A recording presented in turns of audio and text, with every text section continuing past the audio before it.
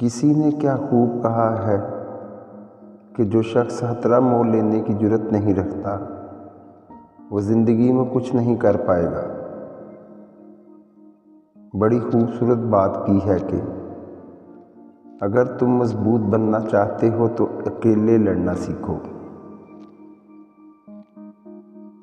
ज़िंदगी में कामयाबी के लिए मजबूत इरादा और जहद मुसलसल इंसान को कामयाबी की राह पर गामज़न कर देते हैं। क्या गहरी बात की है कि कभी अपनी चाल का ऐलान मत करो जब तक तुम उसको चल ना लो।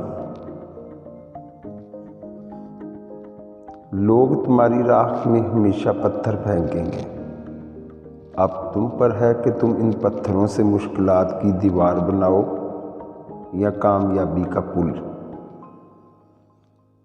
क्या बात की है कि जो यकीन की राह पर चल पड़े इन्हें मंजिलों ने बना दी, जिन्हें वसवसों ने डराया वो कदम कदम पर बह गए।